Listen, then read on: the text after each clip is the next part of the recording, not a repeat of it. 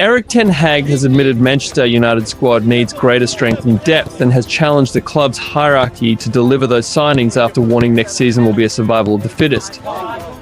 United have already signed France under-21 centre-back Leny Yoro and Netherlands striker Joshua Zirkzee for a combined £95.3 million, but remain in the market for another central defender and forward, a holding midfielder and fullbacks. Ten Hag's squad was decimated by an injury crisis last season that widened an internal review by United's new head of sports medicine Gary O'Riscoll, who took over last September.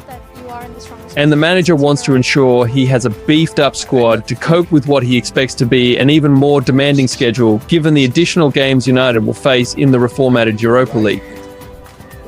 Very good to buys, and so when everyone is fit, we have a team who can beat everyone.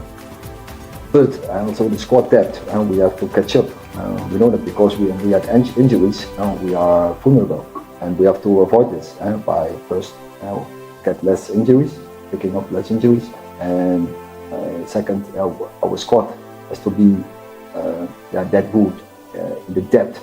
And of course, the quality we have, but in the depth, we have to catch up, and even more because this will be a season survival of the fittest.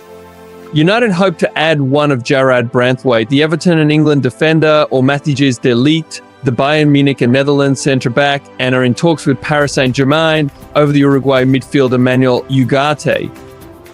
There is interest in Brentford and England striker Ivan Toney, and United will look to bring in another right-back, with Bayern's Nisa Mazraoui and Denzel Dumfries of Inter Milan of interest if they can offload Aaron Wan-Bissaka. West Ham United had agreed a fee with Bayern for Mazraoui, but talks have broken down. United are also in the market for a left-back with long-term injury victim Tyrell Malaysia still sidelined, and Luke Shaw's long-standing fitness issues raising concerns around his reliability. We are looking in all of the positions to reinforce, but we need a plan in our squad to reassure ourselves that we are always occupied in the positions Ten Hag said ahead of United's friendly against Arsenal at the SoFi Stadium in Los Angeles in the early hours on Sunday. And we're looking in all the positions to reinforce that we need a plan in our squad to make that we assure ourselves that we always are occupied in the position. That's clear. United physios Robin Sadler, Richard Merrin and John Davin have all left the club over the past 6 months as part of the changes being driven by O'Riscoll, who brought in a new head physio Jordan Rees from Arsenal. Ten Hag said United had conducted a detailed medical review, but also reiterated the importance of players living their lives properly after warning that injuries will happen again. It will happen. I just mentioned it. It's the survival of the fittest. So one of the things so important in your structures that you cover that fitness part with medical, with performance.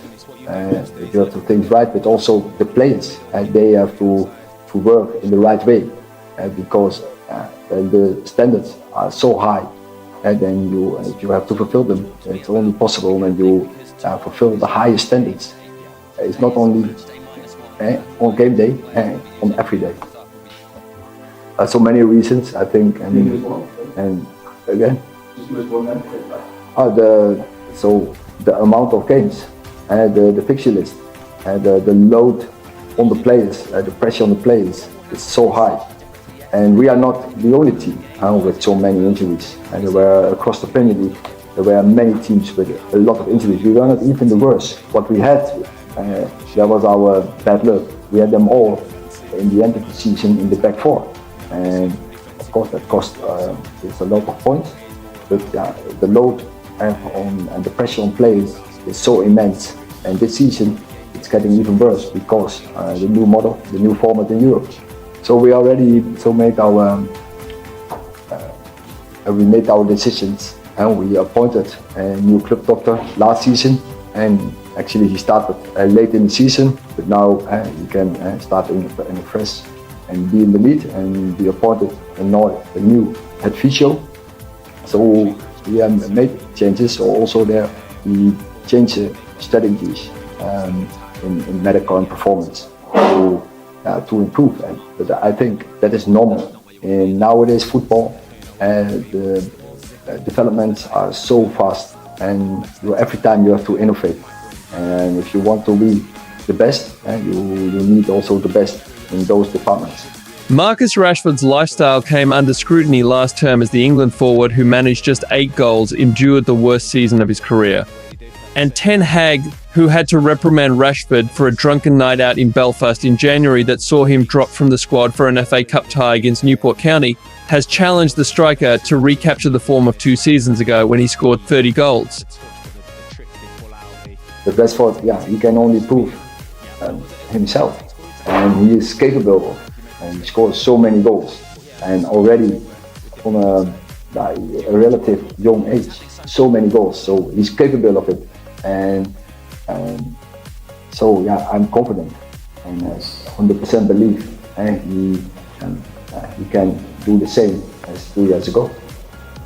Meanwhile, Andreas Jorgensen has become the latest appointment to Ten Hag's new look backroom staff. The 42-year-old Swede, who has previously worked with Arsenal, Brentford and Southampton and arrives from Lillestrøm, where he was head coach since January, has been named as a first-team coach and will work alongside Steve McLaren and Darren Fletcher. Ten Hag said,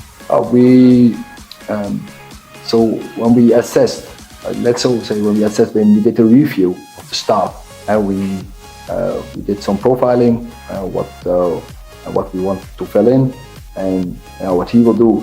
He will working in areas as individual development, in winning culture, and in set plays area. So that is his job, and I think we are very pleased with him in our team, and we're looking forward to have him here. His appointment follows the arrival of Ruud van Nistelrooy and René Haik as Ten Hag's assistants and new goalkeeping coach Jel ten Rouwelaar. What are your thoughts on new signings? Sound off in the comments in what positions you think we need some new faces.